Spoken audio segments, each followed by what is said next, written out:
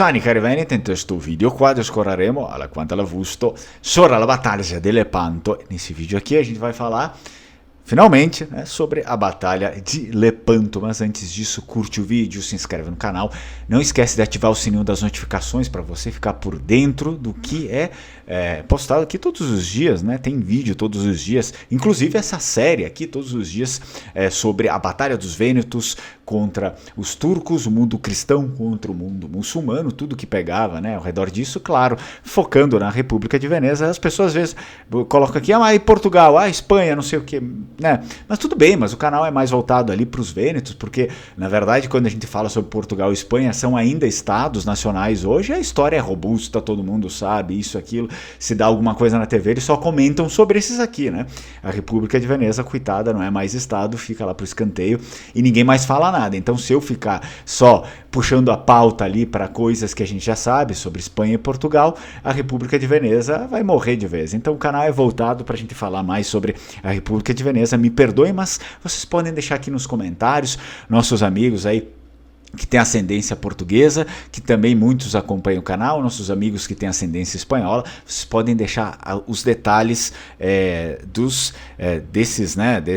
dessas parcerias também aqui nos comentários para a gente saber mais sobre o lado português, sobre o lado espanhol, enfim. Muito bem-vindo. Então, curte o vídeo, se inscreve no canal e ative o sininho das notificações. Eu sou o Fernando Menegatti. Olha só, agora a gente vai começar com aquela que pegou fogo, como eu falei no outro vídeo. O herói cai, até que levanta, dá um tapa no monstro e ele vai para casa. A Batalha de Lepanto, ocorrida em 7 de outubro de 1571. Aliás, ainda hoje é uma grande festa no Vêneto, todos os anos é a comemoração dos Vênetos, né? Dia 7 de outubro de todo ano é uma grande comemoração, porque é a comemoração da derrota do Oriente, né? O Ocidente contra o Oriente, os cristãos contra os muçulmanos, e ainda hoje se tem sempre essa festa aqui. Eu não sei se isso acontece, por exemplo, enfim, na Espanha, que participou e tal, mas no Vêneto isso ocorre. Foi uma das batalhas navais mais famosas e significativas da história europeia. Ela foi travada, como a gente bem sabe, entre a Liga Santa, que aqui era uma liga mais robusta, diferente do que a primeira, né? Uma colisão cristã liderada principalmente pela Espanha, pelo Império Habsburgo e pela República de Veneza, né? E aí do outro lado o Império Otomano, os muçulmanos, liderado pelo Sultão Selim II. Então, era um grande poder. Mas Fernando, só foi o Império Otomano contra todos esses? Sim, mas o Império Otomano era gigantesco, né? Eles precisaram reunir todos esses e ainda ficaram em menor número. Era gigantesco, tinha muito mais homens, muito mais armamentos otomanos, né? Então a batalha teve lugar nas águas próximas à cidade de Lepanto. A cidade é uma cidade de Lepanto, hoje não, né? Hoje é conhecida como Nafpaktos, alguma coisa assim, Nafpaktos, que é grego, né? Que fica na Grécia Ocidental. Na época era chamada Lepanto. Então, os antecedentes ali da Batalha de Lepanto incluem, a gente já foi acompanhando, mas vamos recapitular um pouco, incluem o crescimento do poder otomano, né? Do poder muçulmano lá no Mediterrâneo, com a expansão da sua marinha e incursões em territórios cristãos, né? Territórios que eram não eram só de domínio cristão, mas eram territórios ideologicamente cristãos, religiosamente cristãos. Então existia, não era só um pedaço de terra que não tinha ninguém, que eu vou lá, eu vou brigar com o outro e vamos puxar para cá, para lá e para cá, e quem ficar com o pedaço venceu. Não, existiam pessoas ali, né? Então não é bem assim, aquelas pessoas que já estavam ali há séculos, que já tinham montado tudo e que tinham, né, uma outra visão do mundo. Bem como a ameaça percebida à cristandade europeia. Então isso aqui é importante. É claro que as pessoas às vezes objetificam as coisas, né? Mas eles ficavam lá se matando por um pedacinho de terra, lá uma ilha. Nossa, que absurdo. Não, mas não era assim. Era uma ilha, só que o domínio daquela ilha começava a avançar para dentro da Europa. Isso significava que a Europa é que estava sendo islamizada, né? Então havia uma grande preocupação, porque, mas qual que é o problema disso? Como qual que é o problema? Às vezes a gente ouve cada ignorância, né? Mas qual é o problema disso, né? Ninguém consegue pensar que nesse momento quando aconteciam esses avanços, as pessoas que eram submetidas a isso não era como do lado cristão, né? O lado cristão muitas vezes chegava lá no lugar, ele não escravizava ali o povoado, não fazia certas coisas, até mesmo porque muitas coisas a própria igreja não permitia que fizessem, né? Isso, de certa forma, era uma heresia, né? Mas os islâmicos não tinham muito, né, disso. Essa barreira entre a ética e a moral era muito tênue ali, né? Não que os cristãos, né, não tenham errado ali, mas só que os muçulmanos acabavam sendo mais cruéis. Eles chegavam, escravizavam e principalmente capturavam as mulheres e crianças do mundo cristão para escravizar, né, para vender eles lá no Médio Oriente. As mulheres para serem escravas sexuais e as crianças também, né? E, entre outras coisas. E os homens mais fortes para trabalhar que nem burro. Então, era muito problemático isso. Não é que um pedaço de terra, não era uma ilha lá no meio do oceano. Não é isso, pessoal. Vocês têm que ter um pouco mais de consciência nas coisas que falam. Não, claro, você ali, mas é que eu já ouvi pessoas falando esses absurdos. Então, o que acontece, tá?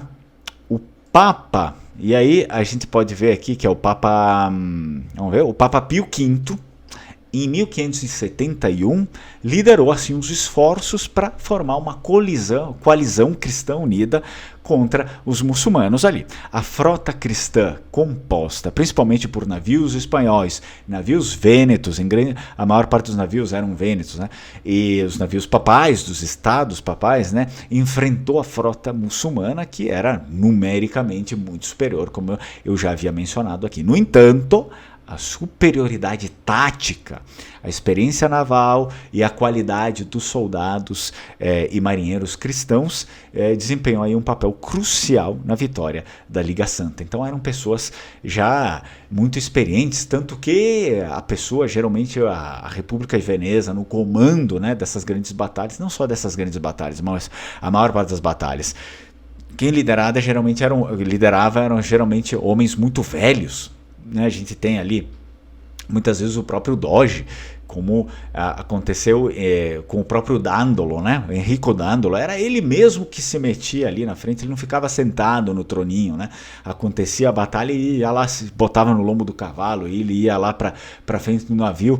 O cara morre com 102 anos ainda na luta, né? Então eram geralmente homens velhos, porque existia essa cultura de que se deve apelar pela sapiência do homem, né, velho. Então aquele que já enfrentou muitas batalhas, aquele que já tem um discernimento das coisas, aquele que consegue centralizar, né, os extremos e tomar uma atitude para com isso, né? Uma lógica muito às vezes platônica / aristotélica, né, que é preciso ter pessoas experientes para enfrentar um grande mal. Então, isso daqui fazia parte daqueles tempos, já não faz parte dos tempos de hoje, infelizmente, né?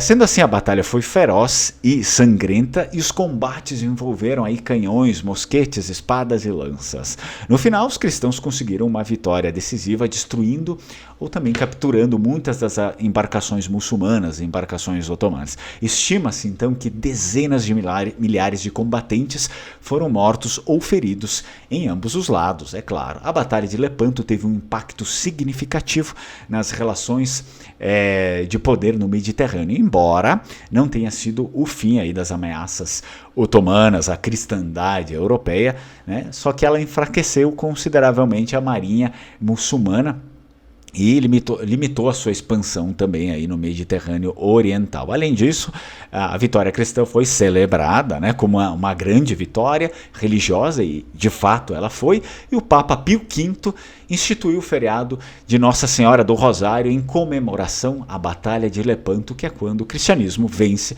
de fato, o islamismo, que havia afrontado aí todos esses momentos ali. Então, no entanto, né, é importante a gente deixar bem claro, a gente notar que a Batalha de Lepanto ela não marcou em si o fim das hostilidades entre cristãos e muçulmanos, porque esses conflitos, essas rivalidades continuaram a existir ao longo dos séculos subsequentes. A batalha, então, é lembrada principalmente como um evento simbólico da luta entre o mundo cristão e o mundo muçulmano no contexto da expansão otomana para dentro da Europa. Foi um pause, né? A gente parou isso, chega, acabou por aqui. Então eles, a partir disso sim, eles começaram a ficar muito mais restritos lá naquele ambiente deles lá no Oriente e não houve mais um grande avanço para dentro da Europa e nenhum, enfim, talvez não houve tanta intenção mais, porque eles acabaram aprendendo a lição de certa forma, ok?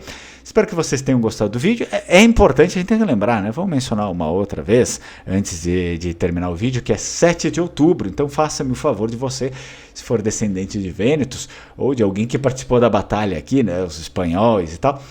É importante a gente comemorar essa batalha, né? 7 de outubro de todos os anos, muito, mas muito comemorado, inclusive, se a gente for ver, tá chegando, né? Tá chegando. Agora, próximo mês, 7 de outubro, vai cair no primeiro sábado da semana de outubro. Portanto, né? Aproveite para comemorar junto conosco, 7 de outubro, o dia em que o inimigo foi finalmente destruído. Tchau, tchau, Strucon.